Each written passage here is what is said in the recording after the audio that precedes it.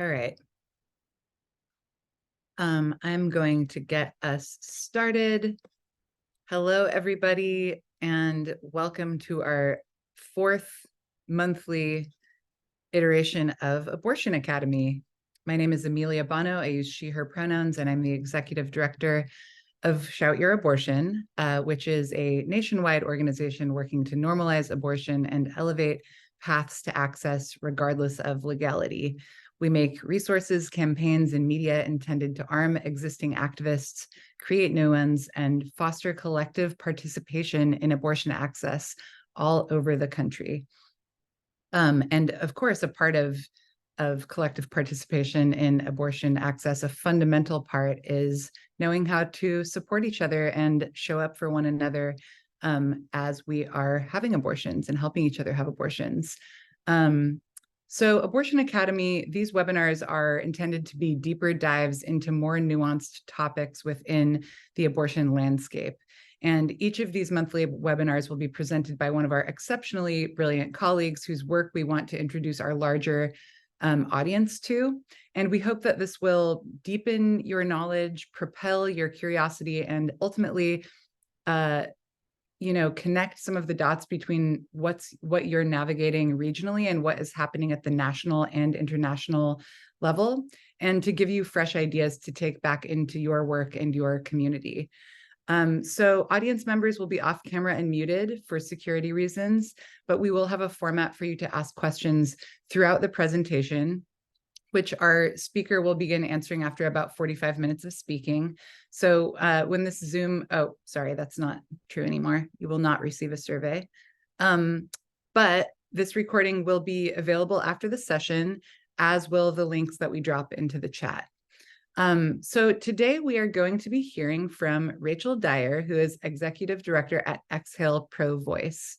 Exhale is a nonprofit organization that uses a research-guided abortion positive approach to supporting people and communities in cultivating after-abortion emotional well-being through direct support services and education. Their primary service is the After-Abortion Textline, and we will definitely be dropping that number in the chat, which is available 7 days a week in English, Spanish, and French.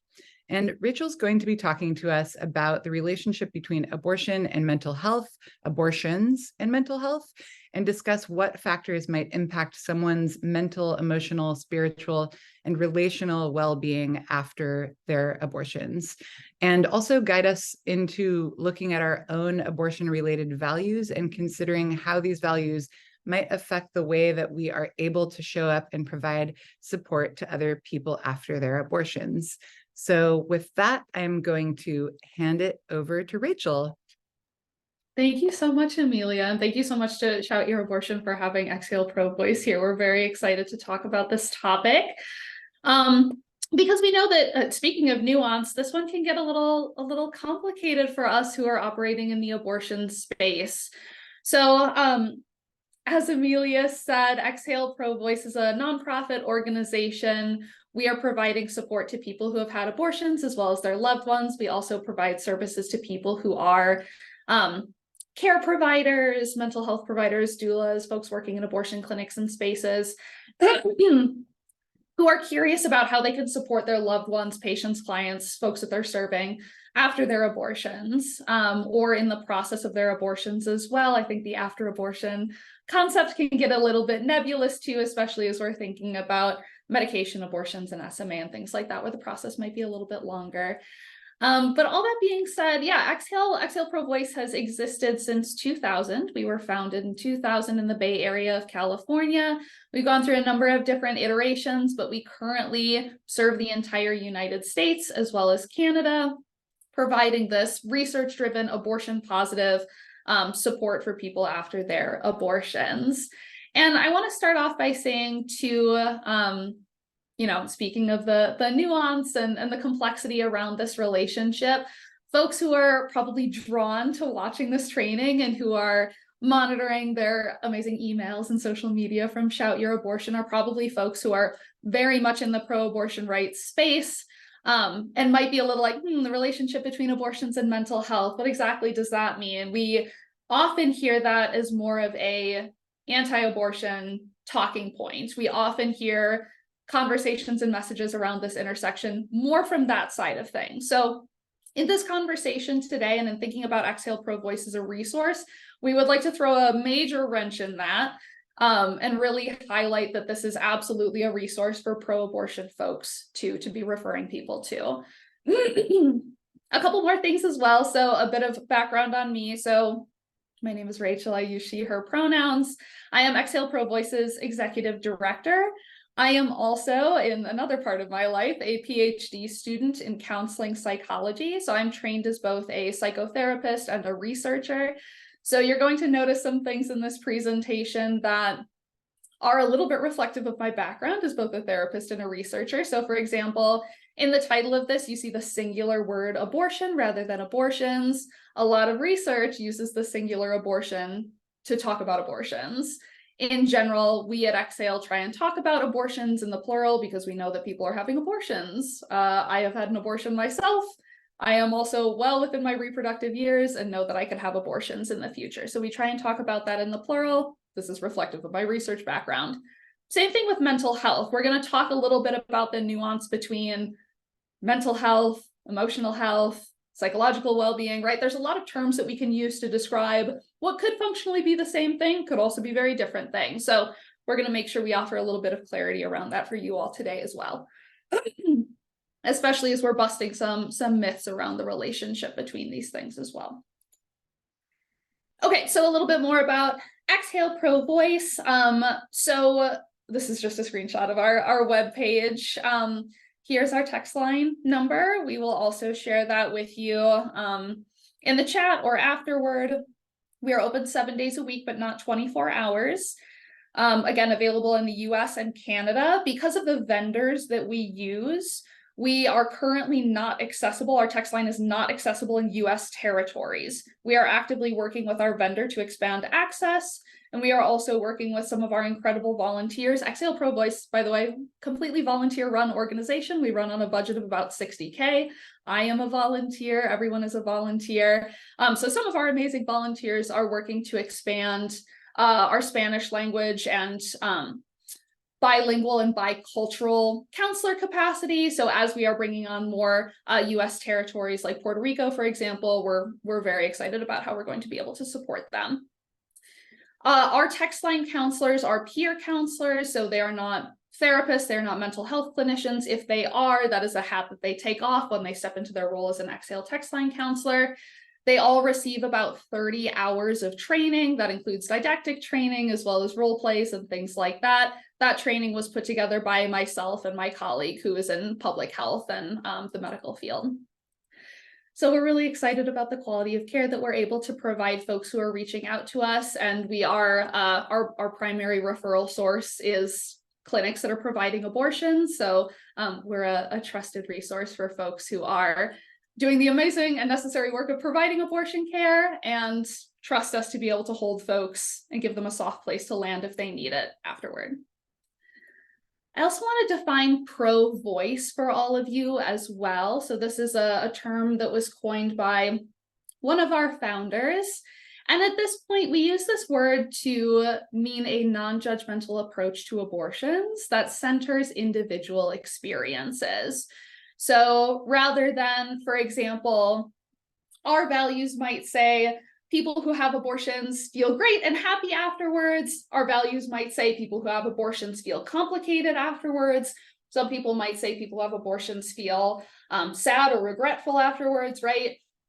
On our end, we're saying that that doesn't matter. It's not about us. It's about the person that we are talking to, and it is about the experience that they are having and about how they are making meaning of their abortions, given their identities, their context, their faith, their family, their political orientation, right? It is about them. So how can we best serve them and meet them where they are? So if you are a direct service provider or a therapist, this would be like taking a feminist multicultural approach, right? Taking a person-centered approach. It is about this person and their abortions. It is not about us. So how can we best care for them? That is pro-voice. All right. So with all of that, we're already sort of delving into some of these nuances a little bit, keeping some of this in mind. In the chat, I believe we're going to share a file with all of you, and I think this will also be available to you afterward. a values reflection exercise so that we can start to think about, okay, I maybe know my values around abortions. If I'm going to be supporting an individual person, how might some of these things show up? What might my reactions be? What might I think about? I'm going to swap my screen sharing for just a moment so that I can pull up the document just in case folks aren't able to pull it up on their end. And we are going to take, I know this is not interactive until the end through the Q&A and all that, but we're going to take about 3 minutes for you all to fill this out. So you can either download it, you can sort of jot this down on a separate sheet of paper on a tablet or something.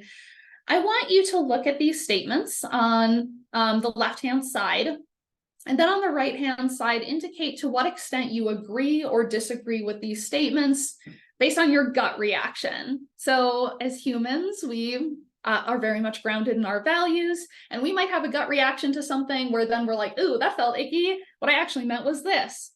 I want us to listen to that icky feeling. I want us to listen to that gut reaction as a part of this exercise, and then we will debrief in about 3 minutes. So I'm going to mute myself. I'm going to participate in this as well, and then we'll come back together.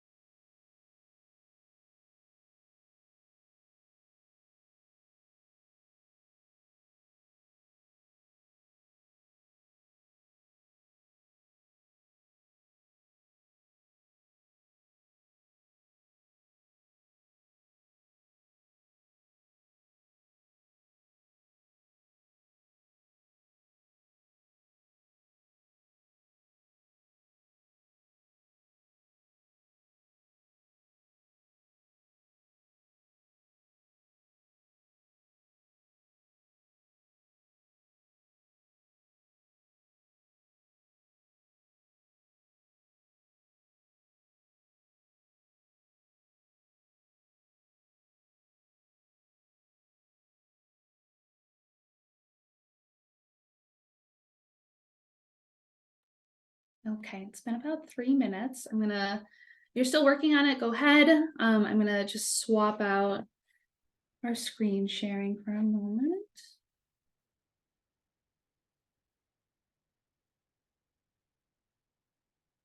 Okay. So if you need to wiggle it out, if you're feeling a little uncomfy or judgy towards yourself, or just have some feelings, I know if I'm able to see participants, sometimes I get a little like gritted teeth, like, oh, that made me think a little bit more sort of reactions. And that is all normal and okay. Our values are complicated, and that is okay, because that's kind of the punchline of this. So we ask you to go through this values reflection exercise in the context of talking about abortions and mental health and supporting people in their feelings after their abortions, because our biases, our values, our beliefs about abortions can show up when we are supporting people who may have different values and experiences and ways of making meaning around their abortions. So to start, labels do not equal our exact values. So many of us in this space might describe ourselves as pro-abortion, for example, but it's very likely that each of us, as we're describing ourselves as pro-abortion, might not mean the exact same thing. We might have some places where we feel a little bit uncomfortable, or we maybe had different things that we needed to work through and process in our journey to becoming pro-abortion, right?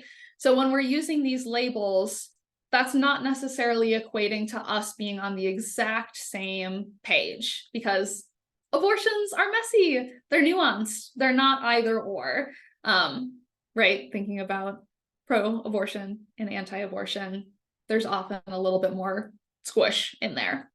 So researchers have suggested that rather than measuring abortion attitudes, which is very hard to do, if you are a researcher and you have some ideas on this, and you're not already doing this work, I welcome you to join the thinking around this, because it's quite complicated. But researchers are moving in this direction of talking about abortions as being measured on two different dimensions. So one is that one that we're all very familiar with, right? The support or opposition, pro-abortion or anti-abortion.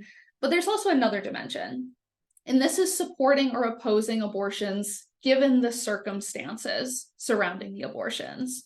So this could be things like gestational age, for example, which is something that people will often report discomfort around at varying points, even if they express support overall around abortions. And we can see this reflected in the data. The boundaries of our support is where we can perpetuate judgment, discomfort, and stigma. So if someone is seeking support from us and there is something about their abortion experience that makes us feel a little uncomfy, maybe it's something that we indicated we disagree with a little on the values reflection exercise, that can be where we maybe say things like, I support abortions, except, right, and fill in the blank there. If there's something that makes you a little uncomfortable, a person receiving that, a person who's seeking support or just a not stigmatizing space, that can hurt, that can add up over time, especially as we're sort of steeped in the stew of American abortion stigma. So an example of, I think, how this can show up. So while the majority of Americans do support abortion legality to some extent, the recent data finds that about half of Americans want abortion to be legal. So people who want it to be legal only want it to be legal under certain circumstances. So we often use this, and as we should, at a policy level, absolutely. The majority of Americans want abortions to be legal in all or most cases. Yes. When we shrink that down to an individual level and how we are providing support, this statistic and how we often report it as most or all cases becomes a little less helpful. Because if more than half of people are like, most but not all cases, I feel very curious about that boundary, about that hesitation, about if there are conditions on that support, what that means for how people are approaching loved ones in their lives who maybe have abortion experiences that fall into that exception for this 51% of people who still want abortions to be legal. So in doing this values reflection exercise, and I encourage you to share this document, check in with yourself every once in a while, especially if this is work that you regularly do, we need to know what our values are in order to work more effectively with other people who likely have different values than us and different ways that they think and feel about their abortions, even if, again, they use the exact same label, support or opposition, to describe their values around abortions. All right. Let's talk about abortions and mental health then. We're going to start by talking through some common beliefs or common myths around the relationship between abortions and mental health. So abortions themselves do not cause mental health distress. Emotional, psychological, we'll get to this in a moment. This is very clear in the literature. So a lot of what I am going to cite here comes from a 2008-2009, I think it started in 2007, American Psychological Association task force, on mental health and abortion. And what that group of researchers did is they assessed all of the literature that was available up until that point that looked at abortions and mental health and the relationship between the two, specifically if abortions are causing mental health concerns, that sort of relationship. They found that a lot of the research was quite poor, quite biased, right? Maybe done by people who were expecting or who would want abortions to demonstrate some sort of mental health harm.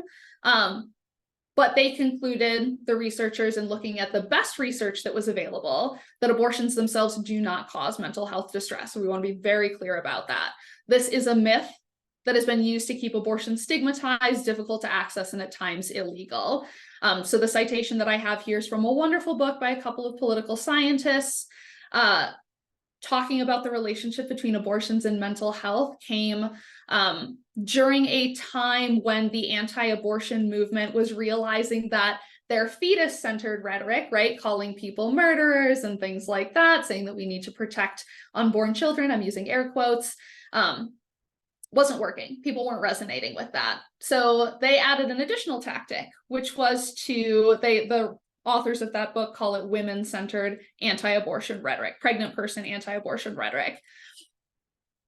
Here, rather than positioning the person who's had abortions as evil, as a murderer, as someone who did something wrong and criminal, we are instead positioning people who have abortions as victims, as being harmed by their abortions. And right, this is mythical, this is made up.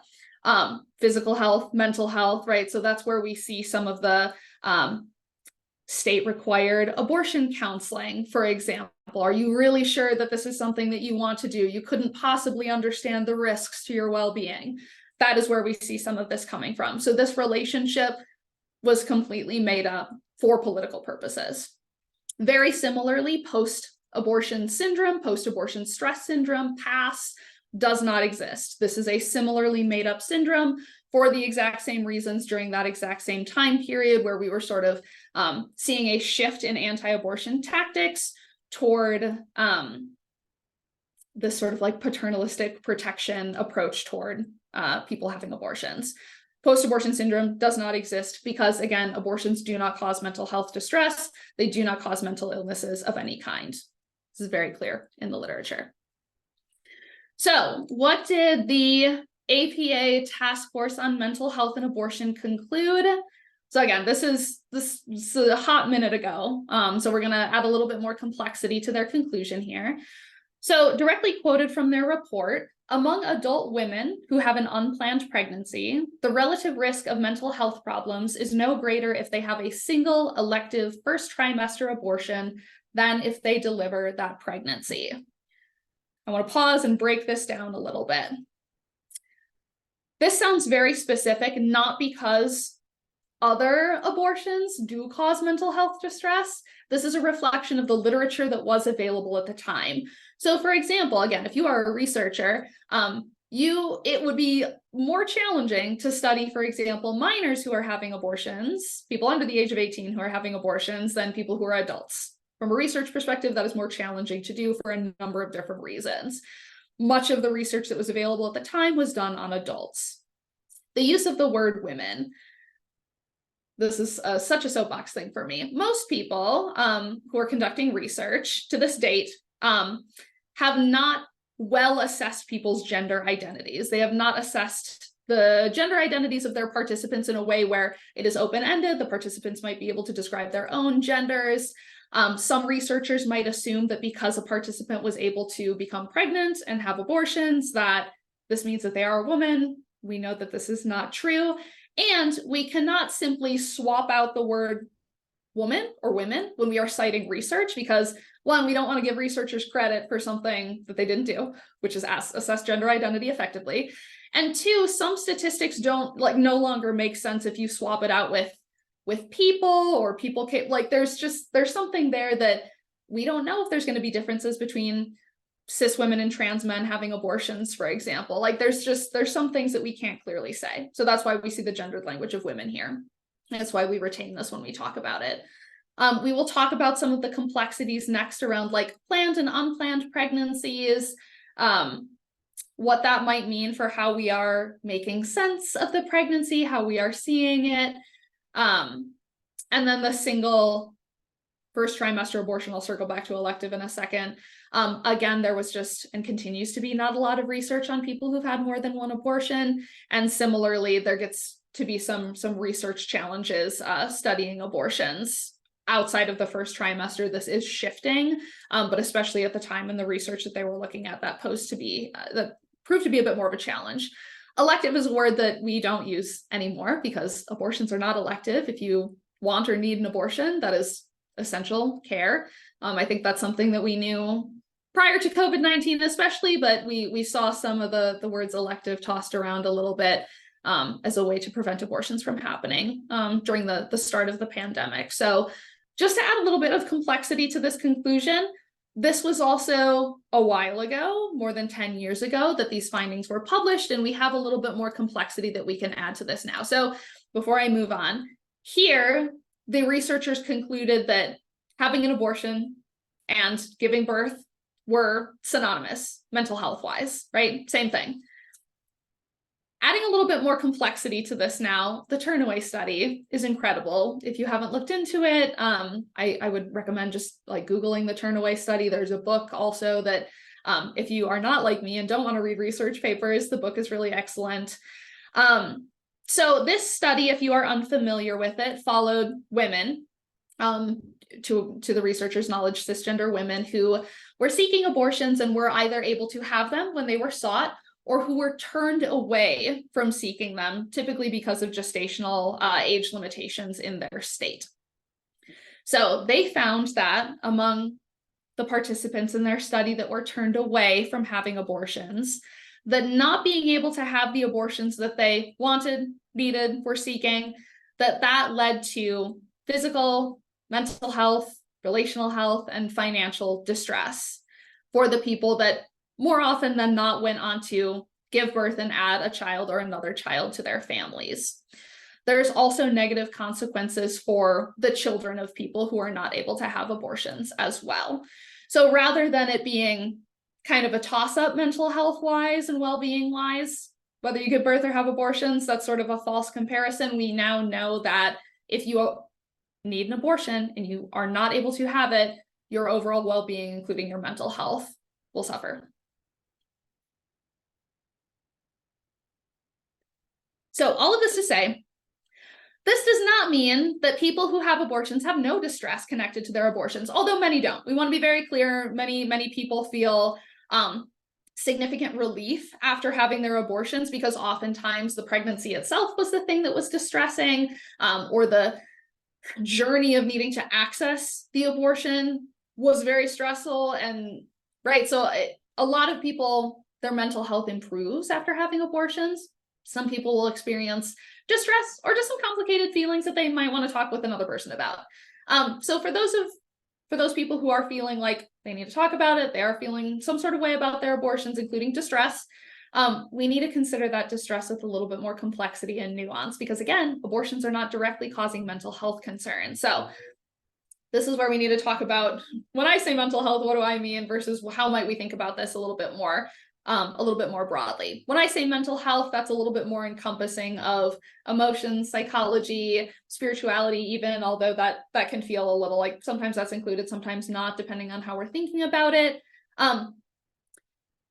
Researchers, when they are talking about the relationship between abortions and mental health to them is like a diagnosable mental health concern, mental illness, right? Major depressive disorder, generalized anxiety disorder, post-traumatic stress disorder. That is what researchers mean when they say mental health. Abortions do not cause those things. They do not cause mental illnesses. They do not cause significant increases in those symptoms. We're going to also toss in a little nuance on if you are having an abortion with an existing mental health concern. We'll talk about that in a second. However, there are some times when people who've had abortions might experience some negative emotions, right? So things like sadness, things like regret, right? We will talk about that. We will add a little bit more nuance to that. So that is how researchers tend to split these things apart. I often say mental health because to me that feels a little bit more holistic, but as we are now going to dive into the literature and dive into the framework that Exhale Pro Voice uses to think about this relationship and to think about people's experiences, it is important that we distinguish emotions and mental health concerns. I will likely just say distress at this point. All right. So this is the framework that Exhale Pro Voice uses to think about the folks who are reaching out to us on our text line, what we think about when we are providing trainings like this one. So again, abortions are not directly causing distress, mental health distress, emotional distress. Instead, there are other things that the abortion experience is routed through. There are other contextual factors that are going to impact people's emotional experiences and the possibility of distress after their abortion. So we're going to go through each of those points in a little bit more detail. Humans have feelings. We have emotions. They happen. They happen about everything. When I was in high school, I worked in an ice cream shop, and the number of people that would come in to sample the flavor vanilla sent me. I don't know why so many people wanted to sample vanilla when we had incredible other flavors that would probably provide them more information, but that bothered me so much. I had so many feelings about it. In the grand scheme of the world in my life, that really didn't affect me, but I had a big emotional reaction to it, right? I also had a big emotional reaction when my grandpa died over the summer, right? Like, we have a range of feelings about different things. I also, sometimes something big will happen, but I don't have a very big emotional reaction. So we have feelings. It is likely that we are going to have feelings about our abortions as well. Big, small, present, absent, emotions happen. Sometimes they make sense, sometimes they don't. Emotions happen. We're going to have feelings. Feelings also change over time and are impacted by circumstance. So we're going to talk about feelings changing over time when we get to the end of talking about this framework, but the Turnaway study found some really great patterns in people's emotional experiences over time. So to start, they found that folks in their study, participants who were able to access their abortions, at the start, at 1 week follow-up, 16% of participants reported feeling only sadness after their abortions.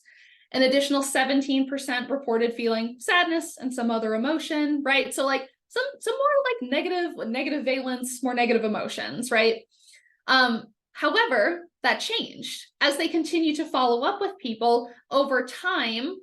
Negative valence emotions decreased, but also positive ones decreased as well. People just started to feel less about their abortions, right? They continue to live their lives, spend time with friends and family, do their work, all that good stuff. So the emotionality around the experience decreased.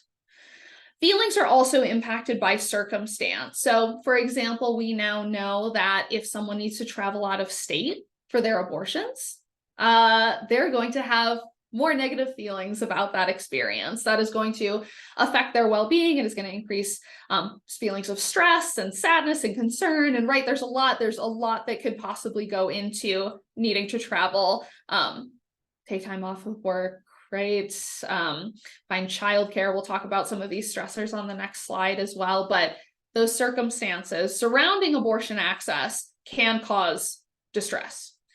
So when someone is making meaning of their abortions after the fact and wanting to receive support, that might be a factor that we consider, is how did the access process affect your well-being? As we're thinking too about that Turnaway study statistic where, a good number of people are feeling sad after their abortions in the first week, we can also think about hormones, right? Our bodies don't know why we're not pregnant anymore. We're just not pregnant anymore. And we know from looking at things like miscarriage, pregnancy loss, even giving birth, that after we're no longer pregnant, our hormones shift, right? About 80% of people experience the baby blues for about 2 weeks after giving birth, where they feel sadder and tearful and things like that. If that persists, that would be like a postpartum mood disorder, postpartum depression, things like that. Shockingly, no one has studied what happens to our hormones after we have abortions, but it's not like our bodies are like, yeah, we chose that, so we're good, right? Our bodies are still going to react the way that our bodies do. And we might see a similar pattern of emotions that we would see around, again, pregnancy loss and possibly birth as well. but maybe a little bit more reduced, depending on where we're at in pregnancy when we have our abortions.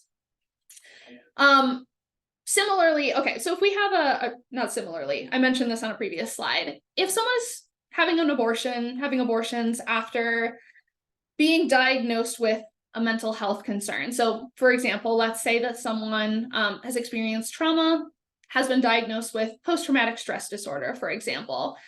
They might be activated, those symptoms might be exacerbated, worsened, triggered, because of the abortion access experience, the abortion itself, potentially. So if a person has experienced sexual violence, any kind of gynecological care, for example, could be very triggering and activating, let alone if you are, for example, going into a clinic that has protesters outside of it that are very scary, right? Even if you have a lovely and amazing clinic escort with you, it can still feel very, very scary. So if you're coming in with some of those pre-existing concerns, the stress of this experience potentially could prompt some of those symptoms to worsen or return. Okay.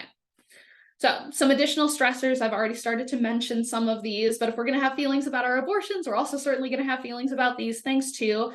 Fear of legal repercussions, I think, is a particularly big concern for people, particularly following the Dobbs decision, where the legal landscape continues to change and feel very unclear for people too. There's a lot of just outdated or incorrect information.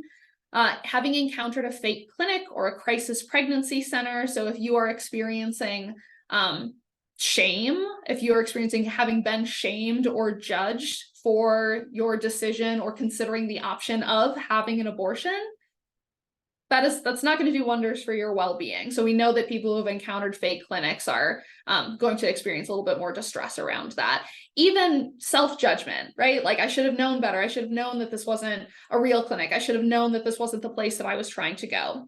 Clinic protesters, I already mentioned this. Same with cost, the financial cost, transportation, taking off of work, childcare.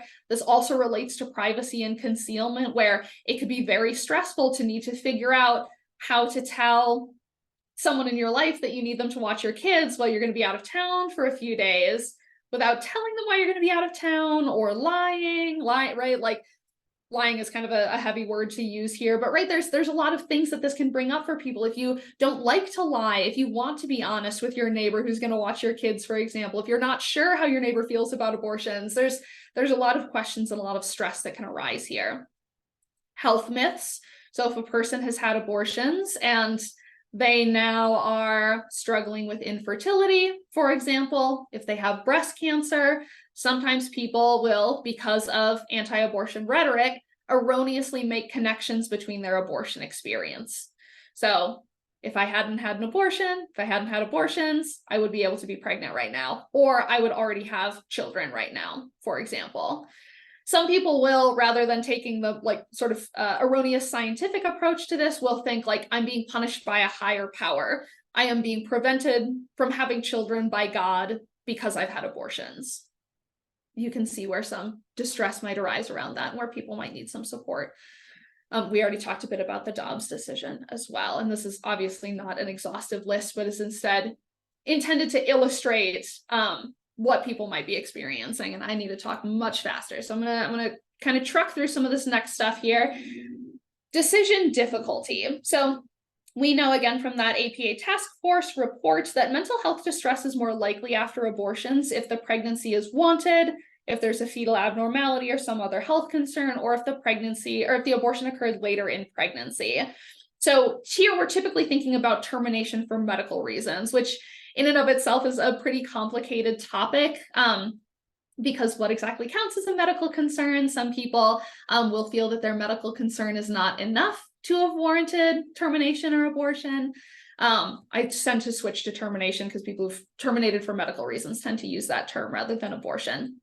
Right, so if someone is experiencing really significant morning sickness, but they know people who terminated because their pregnancy was incompatible with life, would not, be born living very long, for example, that might feel like I made a selfish decision. I should have persisted through this morning sickness, for example. This again, used to be a little bit more focused around termination for medical reasons. This is shifting a little bit because of barriers to accessing abortions, particularly since the Dobbs decision, but also before, more abortions are occurring later in pregnancy. People are needing to stay pregnant longer because they're trying to find ways to access abortions in a very difficult landscape. So we imagine that this is going to shift a little bit as things continue under the new post-Dobbs world that we are in. So just know that like people who have abortions later in pregnancy are not only having abortions later in pregnancy because they're terminating for medical reasons. There are other reasons that people are having those abortions as well, and holding space for that and that being okay.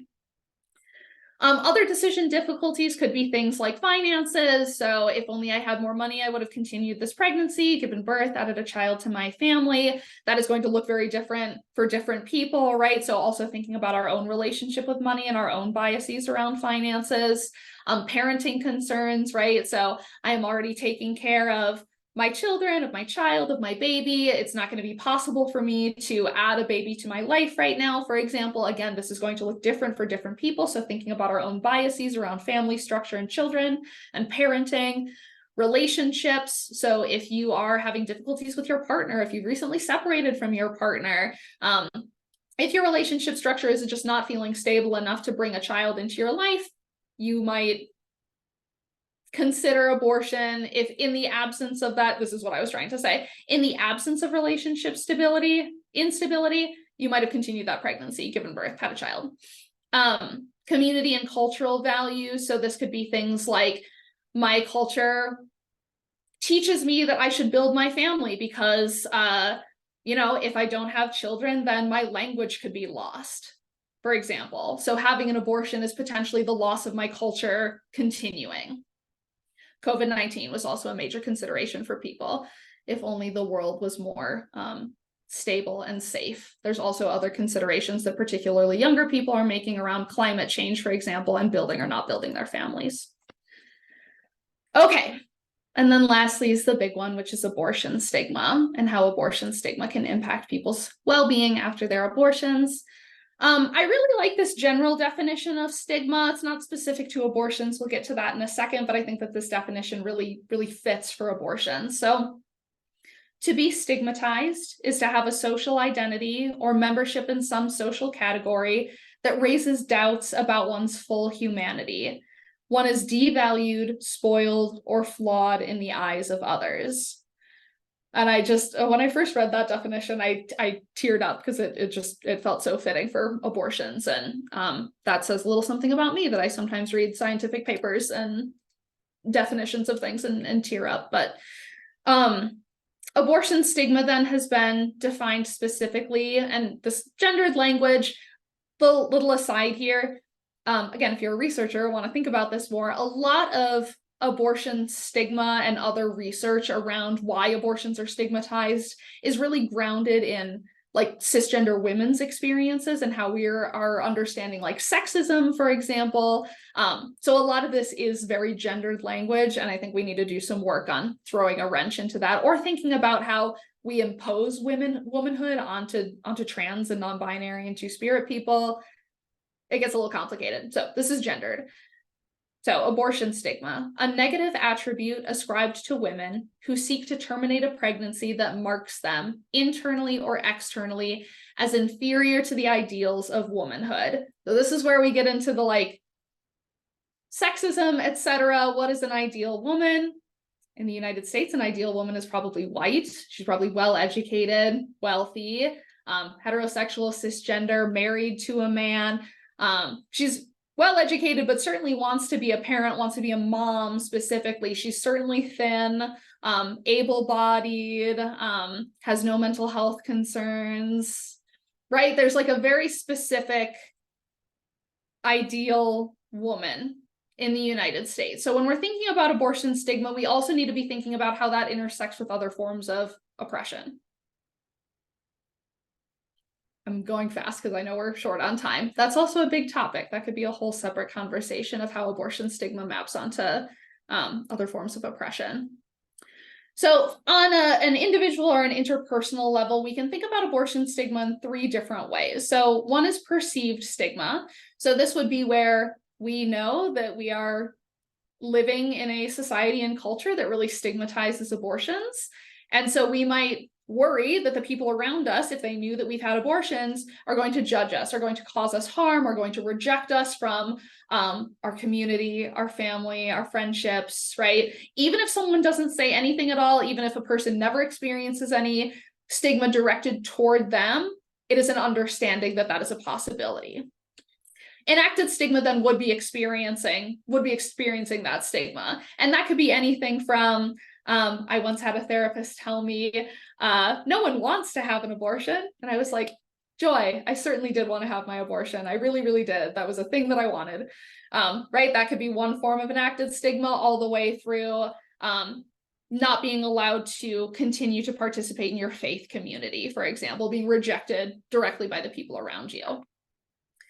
Internalized stigma then is when we take all of this like shame, judgment, you are bad and wrong and selfish for having done this, and we hold it inside of us, and we think of ourselves as bad and wrong and selfish and possibly as murderers. Like, it can get very intense, and it can turn into things that we believe about ourselves, not connecting it necessarily to the messages that we might receive from other people, or that we receive from society. All of these things can lead to us concealing our abortions from other people. And this is different from like boundaries and, wanting to maybe share our abortions with people that feel safe or that are going to respond well, right? This is, I can't tell anyone. This is, if people knew this about me, I would be harmed, right? This is different than setting intentional boundaries. Concealment can also lead to us isolating or pulling away from others, or just feeling disconnected from the people in our lives, like this feeling that other people don't truly know us, and if they did, we would be rejected. That's also not ideal for our mental health and well-being, to feel isolated and worry about rejection.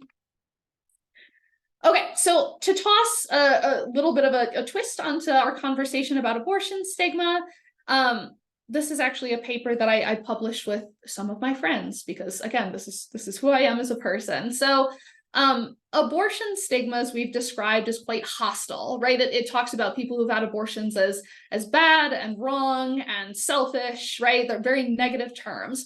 But earlier if you remember, we talked about fetus-centered anti-abortion rhetoric, and then women or pregnant person-centered anti-abortion rhetoric. Abortion stigma really comments on fetus-centered anti-abortion rhetoric, right? Like you ended a life, you are bad and wrong, you did something bad and wrong, right? That is grounded in hostile sexism, right? Women are bad and cold, and right, like women sexism, we're using gender terms. Women are bad and wrong for having abortions. However, abortion stigma does not leave room for this like paternalism, this women-centered, pregnant person-centered anti-abortion rhetoric. So my colleagues and I use the framework of ambivalent sexism, which talks about hostile sexism as well as benevolent sexism, which is like women need to be protected and cherished and kept safe, and right, that sort of paternalism. And we came up with the concept of reproductive objectification. So treating a person as a precious object that needs to be protected from the harm, this is just like dripping with sarcasm, the harms of abortion, right?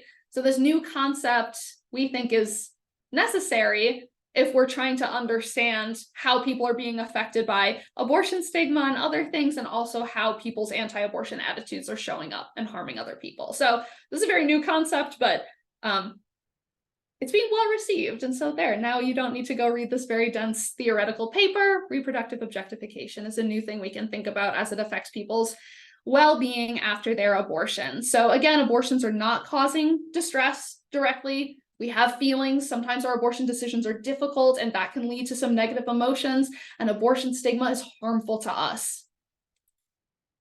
So going back to the Turnaway study, the Turnaway study found no, and I'm going to just read this for the sake of time, no causal relationship between abortions and mental health concerns. So again, depressive disorders, anxious disorders, post-traumatic stress symptoms, suicidality, and alcohol, tobacco, and other drug use. No causal relationship between having an abortion and these things increasing because of the abortion. So very, very clear, abortions do not cause mental health concerns. However, the emotions picture looks a little bit more complicated. So in general, and I started to speak about this already, in general, emotional intensity decreased over time after abortions, but greater decision difficulty and greater perceived community abortion stigma, so perceiving that the people around you don't like abortions and therefore wouldn't like you for having them, greater decision difficulty and greater perceived abortion stigma were associated with more negative and fewer positive emotions over time, particularly to the 3-year after abortion mark. But even persisting for 5 years, these same factors were associated with people questioning whether the abortion was a right decision for them. So these things matter and these things persist and impact people's emotional experiences around their abortions. Okay, we do not have time for this, but I will maybe pass along these slides. Basically, what I have here are just some information about vetting resources, comparing some organizations that claim to provide non-judgmental support to people after their abortions to fake clinics because they're actually harmful, some information about red flags for these organizations, green flags for organizations that are helpful, and we have an example one as well. I will end by saying one of the, this should be shared in the chat as well. We have a list of resources that we use at Exhale Pro Voice of other like emotional support related organizations or resources. I recommend that you familiarize yourself with them. Exhale is also listed on there just so you have everything in one place.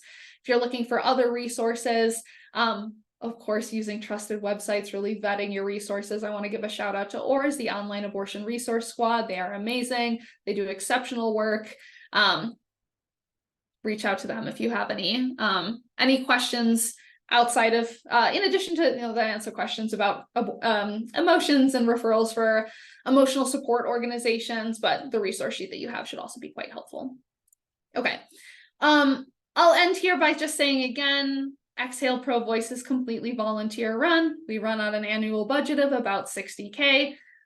There's about 80 people that run this organization. Like, we are not small, we just don't have any money. And this work is essential.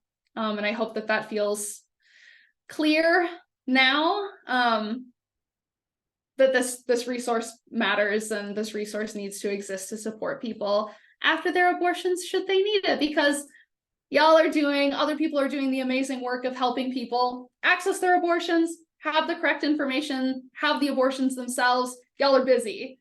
We can catch people when they're needing to make meaning out of their experiences so that they can go into their life and flourish and not be held down by abortion stigma and harm. So I will stop there. I'm gonna stop sharing my screen, but I'll bring it back up if there's questions that feel helpful to have a visual for.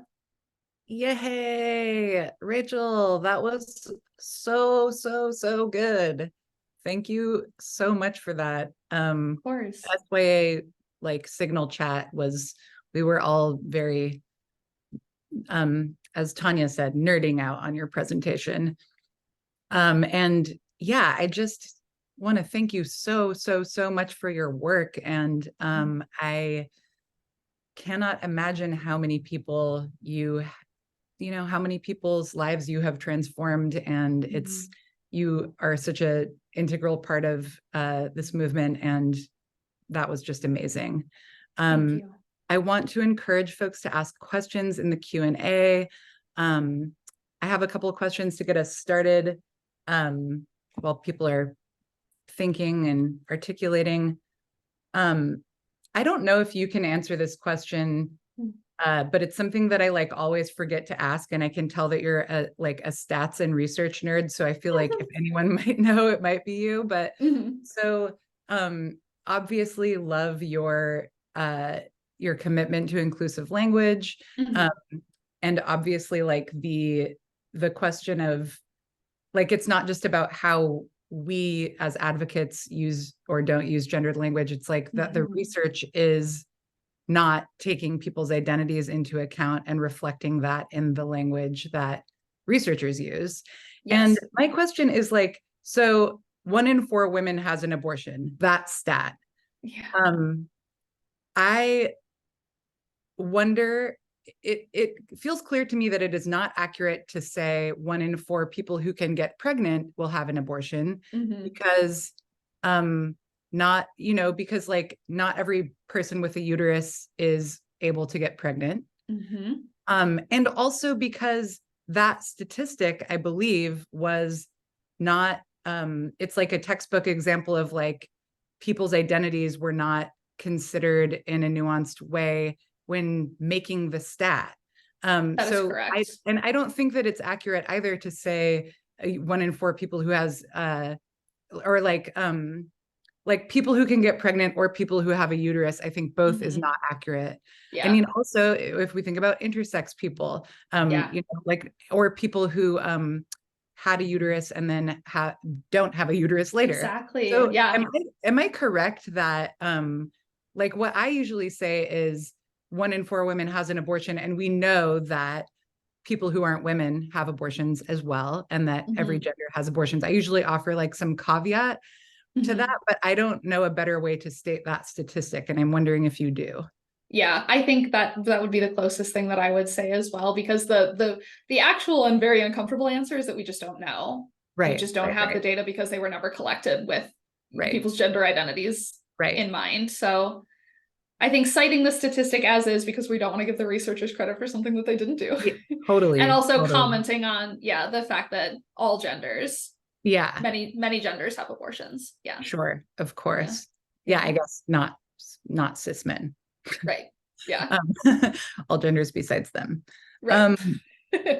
Thank you. Yeah. Thank you for that. That I have been like, I always forget to ask that when I'm like in the presence of smart people like yourself. So I'm glad to have that clarification. Another question that I wanted to ask, which is quite broad, and you spoke to it in various ways, but I was thinking a lot about like, providing person-centered support, and like not projecting our own values onto the person we're seeking to support. And obviously that like tacks in both directions. It's like not just don't project your own internalized biases on someone or your negative feelings. It's also don't project your own like values at all in a way that could sort of like undermine their own value system. Yes.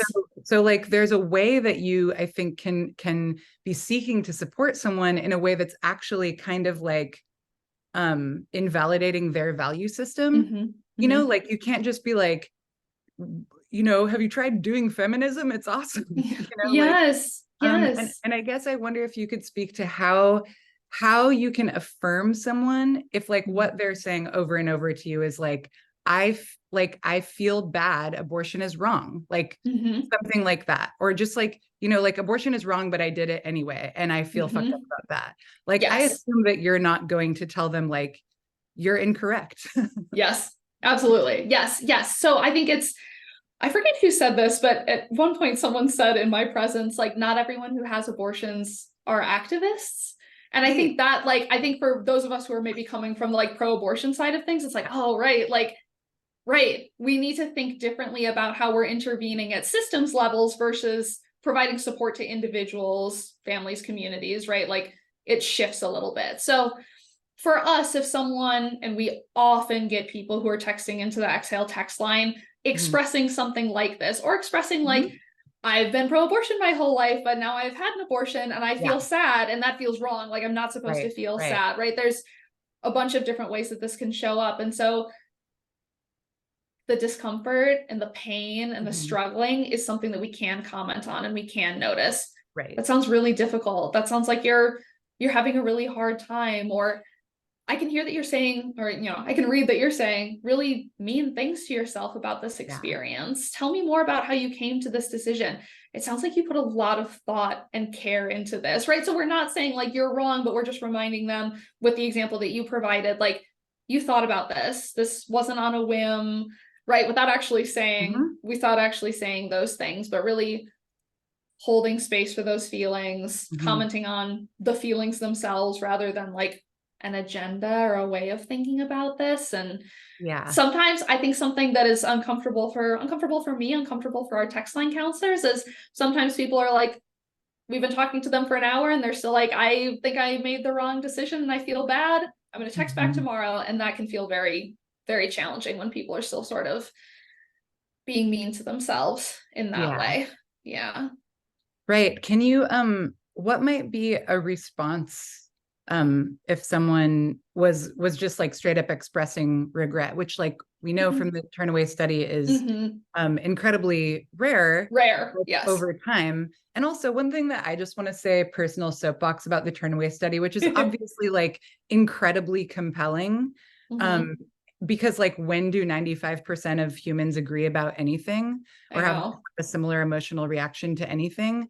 Mm-hmm. I feel like there is a part of I feel resentful that people need to provide any emotional justification for exercising autonomy in the same way that I think that it's totally fucked up that trans people are asked to like prove they'll be happy if they're allowed to Yes. have gender affirming surgery. Like Yes. it shouldn't fucking matter Mm-hmm. what one's emotional response is to Absolutely. living in their body the way that they want to. It's like I would be still like ready to die for this shit if the numbers were Mm-hmm. flipped, if it was Yes. 5% of people Yes. feel like they made the right choice, you know what I mean, like. Mm-hmm.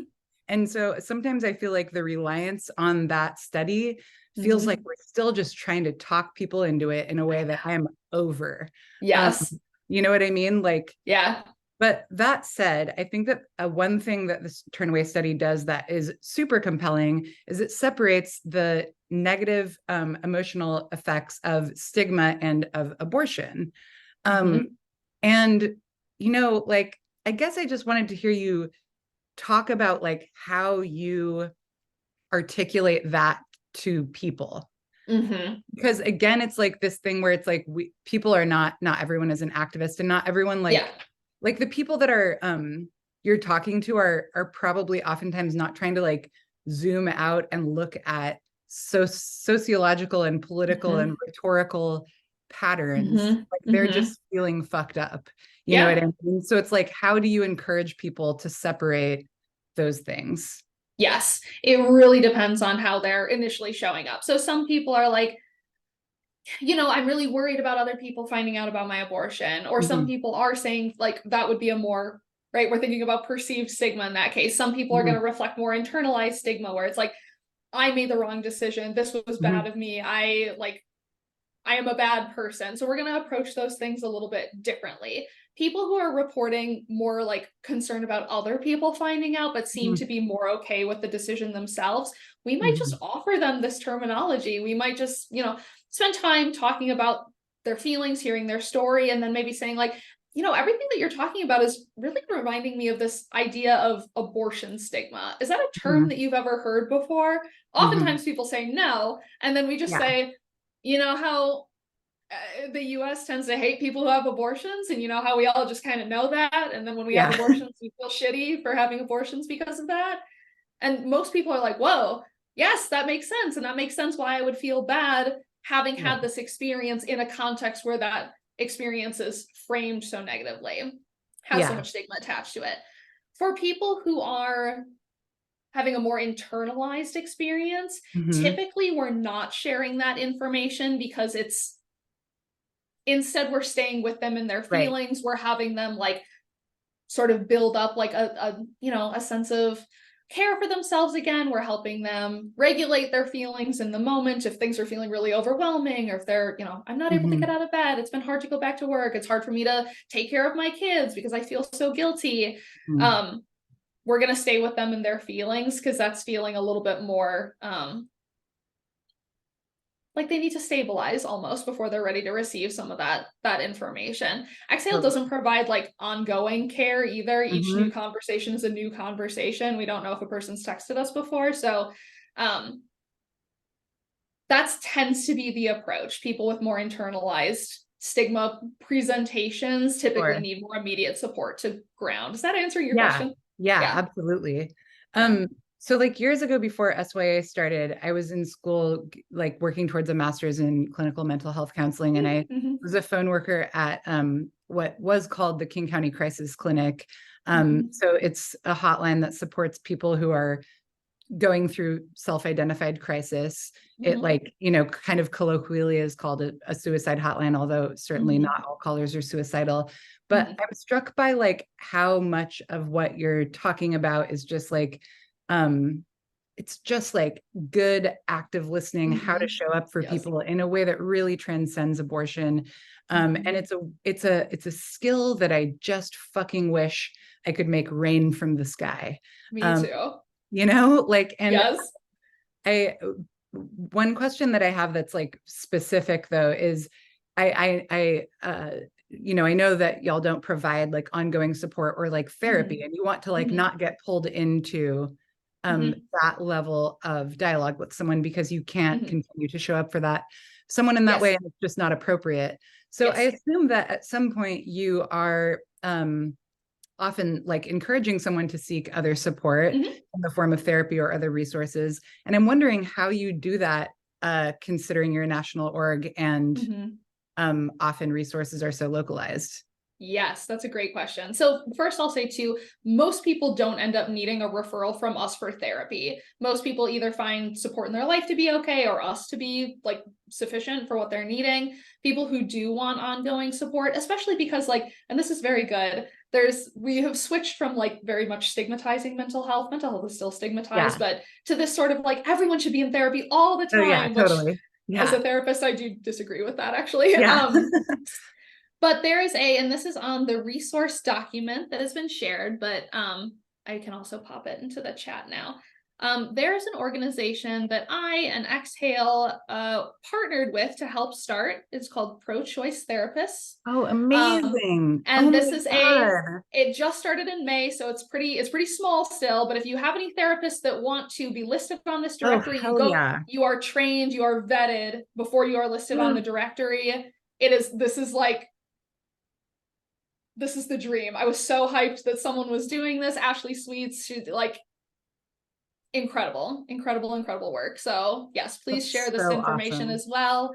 Also with the caveat that typically most people aren't needing therapy after their abortions. And some people might just want like an abortion affirming therapist because it might come up and they don't want to be blindsided by someone who's going to say something harmful. Like what that therapist said to you, which is so fucking whack, and I'm sorry that happened. Thank you. I think we have a question for you. Or did I saw something happen? Maybe it was a hand raise. While we're looking for that, one thing that I wanted to say is like I kept thinking about one of the most common things that people would say to me initially, especially because I think, SYA started when my own abortion story went viral.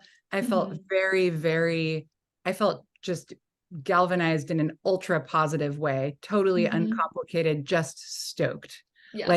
And I spoke about it that way. And I think that I think that one of the reasons why it like popped off in the way that it did was because so many people had just like never heard someone talk like that before. And one of the most common things that people used to say to me was, I didn't actually feel bad, but I felt bad that I didn't feel bad. Yes. We see that going around.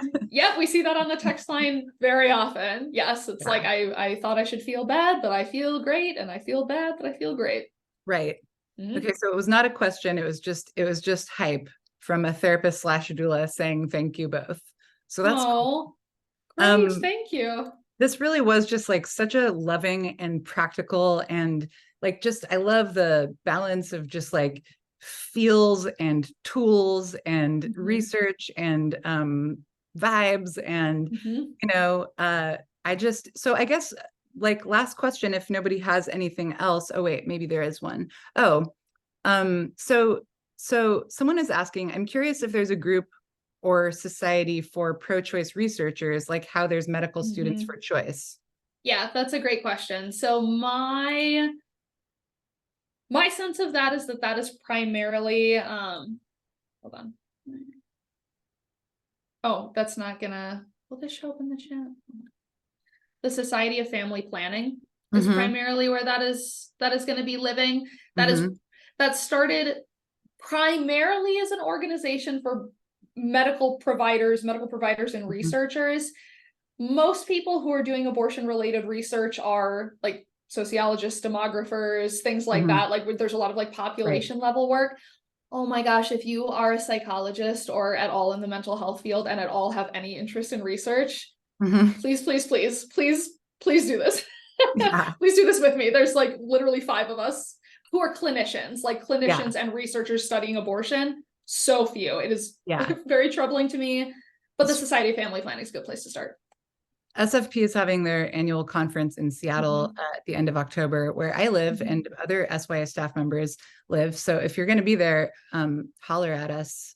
You can get in touch with us by sending us a DM on Instagram. And we're thinking about maybe trying to put together an informal little like happy hour or something like that. Hell yeah.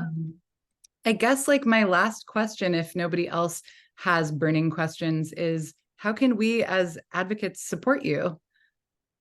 Yes. Okay. So I think the biggest thing, particularly people who are in the pro-abortion space, can do is talk about this as an important resource, is to talk about the fact that people might need to talk about their abortions after they have them, and not in a way that is like, tell your stories for Yeah, political use, right? Like that totally. people need a squishy, supportive, soft Mhm. place to just share the mess of it all, Yeah, that is a necessary offering and space to have. And that yeah, is not like bad to talk about. That is not right. detrimental to the pro-abortion cause, right? This is good. This is a Yeah, good thing for us to talk about and have. absolutely. I mean, the talking about it any other way feels like one of those things where we overcorrect, and in doing so, we rob ourselves of our ability to define our own experience. You know what I Yeah. mean? I feel the same way about like it's just a clump of cells kind of messaging. Oh, yes. You And know, that if really resonates with some people and really doesn't resonate with of others. course, yeah, like Yeah. if that's how you felt, then like go off. But like Yeah. that's not, you know, the idea that we will somehow that we can respond to like the heinousness that is like abortion is murder by saying like abortion is nothing. I want us to respond by saying no, abortion is everything. It's Yes. whatever you, it's whatever it is to you, and it's everything. Yes. Like Yes. and like not sort of trying to minimize the existential enormity of it, but like rallying behind that as like Yes. the foundation of the moral high ground, which is ours, which is Yes. 100% ours. And not Yes. because abortion is just some like interchangeable medical thing that happens to you at a doctor's office, but because it's everything. It's, Yes. and yeah, like, and it also might be no big deal. And also I just want to hold space for like the complexity and the internal, perhaps it feels like conflict. Like I've spoken to so many people that are like, yeah, I do think that I took a life, and I'm so glad that I had a choice. Yep. Like I want our movement to get to a place where we can say that and own that shit. Yes, absolutely. Yeah. And for folks listening, if you heard Amelia say that and you were like, "Oh," that is one of the items on that values reflection exercise that you can hang Mhm. out with and wonder about, and just think Yeah, about what that means for yourself and how you might support totally. someone who does express that they feel Right. like they took a life and they're glad that they had that option. Ooh, one last question, because I Okay. was thinking of the values sheet, and then we can wrap it up. Yeah. I Yes. want to hear you talk about gender selective abortion, because I was surprised to see Mm. that on the list, and that was like the Mm-hmm. only thing that I had a like moment about, you know? Yes. Yes.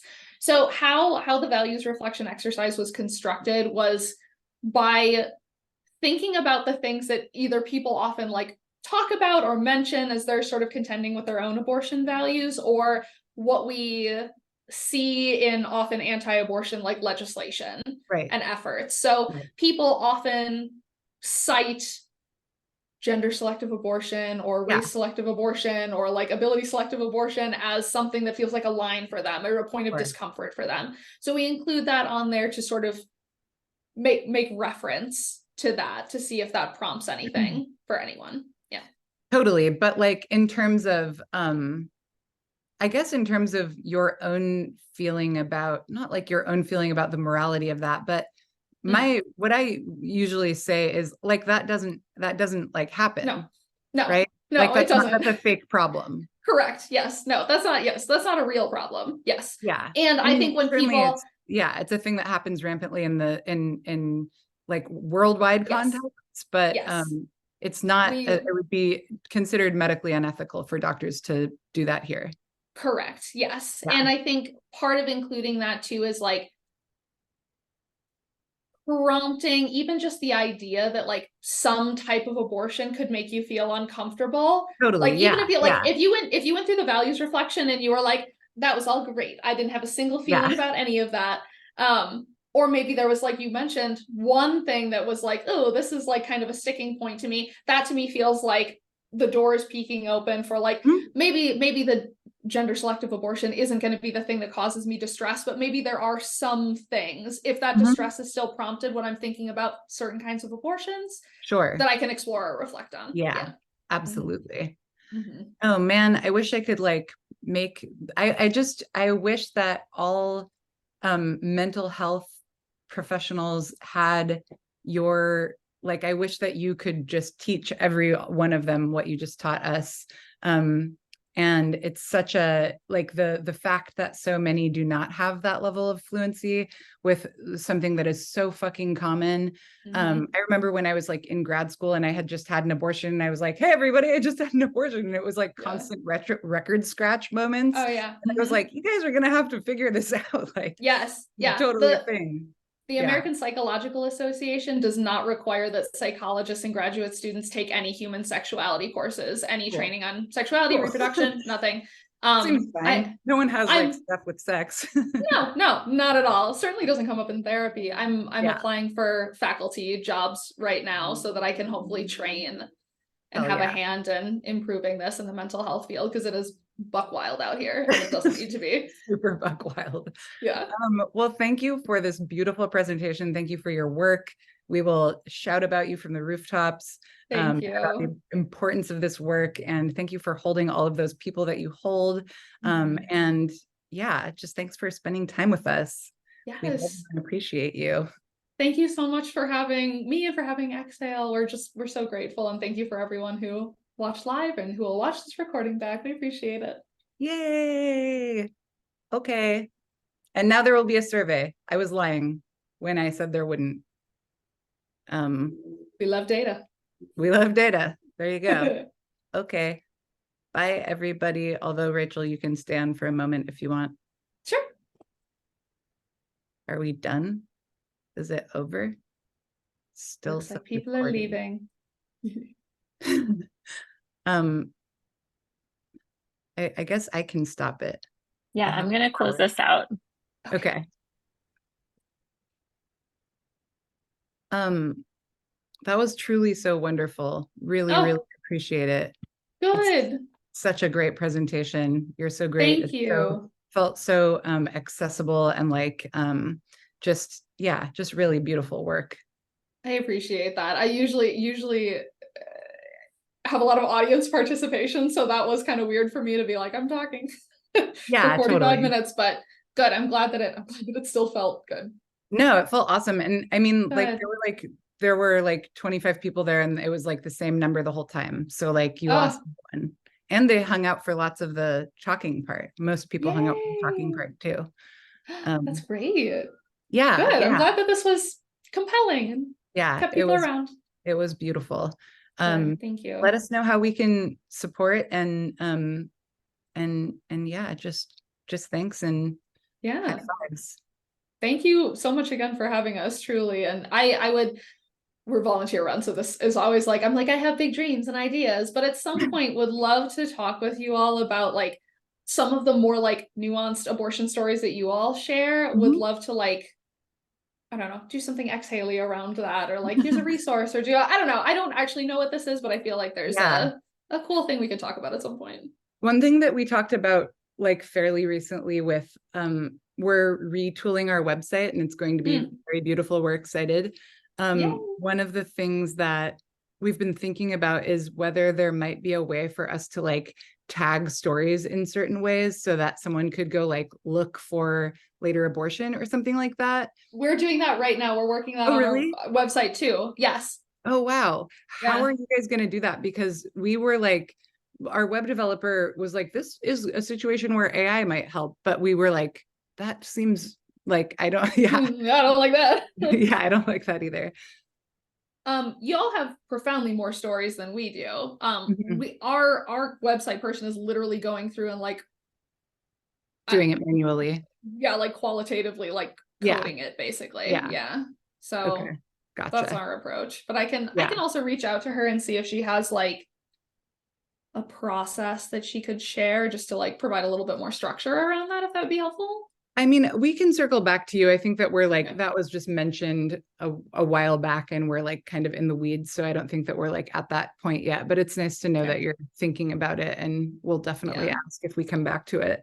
Yeah. I mean, if we're thinking about like supporting people's well-being, it feels a little funny to be like, go find a story that might fit. Along the way, you might find Oh, some that like totally. really feel activating, but like go Yeah. for yeah. Yeah, for sure. Or like, I mean, yeah, because it does get like it becomes like you're applying literal labels to like someone else's thing. And it's like, Yes. well, what if that person doesn't feel like that was reproductive coercion? You know, like Yes. that's what feels scary to me. And as Yeah. our site currently exists, it's like so incredibly, and Erin has heroically like edited like 9 million of these stories, not edited but received, and we like don't edit them. Like we just Yeah. suggest if there's like really generalizing language or medically inaccurate stuff or something that's just like really gnarly in a way that just doesn't feel helpful, then we'll like write and ask if people are willing to make a change. But in general, it's like extremely raw and human and messy. And I think that that's like totally part of what makes SYA in general resonate with people. And I would never want to lose that by like having it become more of a thing where we are applying political utility to other people's stories. Yes. Yes. Part of what we had talked about, us and our communications person, who also does our website, volunteer run, was like when people are submitting stories, having tag options that they can self-select to attach to their story, or write in additional ones. Writing in additional ones gets a little dicey. Also, only providing limited options for people gets a little dicey. But that was like to mitigate some of that. That's the direction that we're leaning in the future after we tag the original ones, which feels icky, but that might be where we start. Totally. That's that seems like a good jump off. All right. Does any of my squad have anything else to say? Oh, so there were two questions I didn't see in the chat. One says, is there, well, I don't, maybe that first one was about researchers. I don't, they start by saying, yes, me too, but I don't know what they're responding to. Is there a way we can contact you about this? We just submitted something for birth trauma and got it into the curriculum. I believe there are professors who would love this. I don't know what that's referring to though. I mean, if there's like whenever this is posted, if my email can be included in my Exhale email, that would be totally fine. Okay. Yeah. And then another person said, love this whole thing, especially the value sheet. Thank you both. Have a wonderful night. Yay. Aww. Yay. Yeah. People love that values reflection exercise. I think it is compelling. I think people do like it. Yeah. Yeah, definitely. I think so too. Yeah. Okay. Well, thanks, Rachel. Yeah. Thank you so much. Have a good rest of your night. You too. Okay, bye. And Erin, I hope you are asleep. I think that she is. Okay, good. I Yeah. hope so too. Okay. Bye. Bye.